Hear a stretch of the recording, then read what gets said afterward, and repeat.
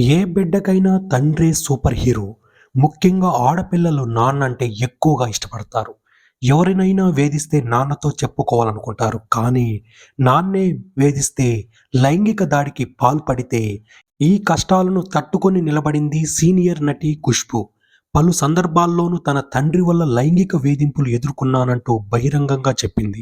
తాజాగా మరోసారి తన తండ్రి వల్ల ఆమె పడిన కష్టాలు, ఫ్యామిలీకి ఎదురైన సమస్యల గురించి బయటపెట్టింది. తనపై తండ్రి చేసిన లైంగిక దాడి బయటకు చెబితే ఎక్కడ ఇబ్బంది పెడతారోనని భయపడి చాలా కాలం దాచానని ఆమె చెప్పారు. కెరీర్ పరంగా బాగా సెట్ అయిన తరువాత తండ్రిని ఎదిరించానని చెప్పింది. మా నాన్నతోనే నాకు లైంగిక వేధింపులు ఎదురయ్యాయి. నా తల్లిని, సోదరులను దారుణంగా హింసించేవాడు. బెల్టు, చెప్పులు, కర్ర ఇలా ఏది దొరికితే దానితో దాడి చేసేవాడు. చిన్నతనంలోనే నేను ఇలాంటి వేధింపులను చూశా. నాపై జరుగుతున్న లైంగిక వేధింపులు బయటకు చెబితే ఇంకెంత హింసిస్తారోనని భయపడి చెప్పలేదు. చెన్నైకి వచ్చిన నా కాళ్ళపై నేను బతకడం ప్రారంభించిన తరువాత నాలో ఆత్మస్థైర్యం పెరిగింది. ఆ తరువాత కూడా మా నాన్న నన్ను వేధించాడు. దీంతో నేను ఎదురు తిరిగాను. అది తట్టుకోలేక షూటింగ్ ప్రదేశానికి వచ్చి అందరి ముందు కొట్టేవాడు.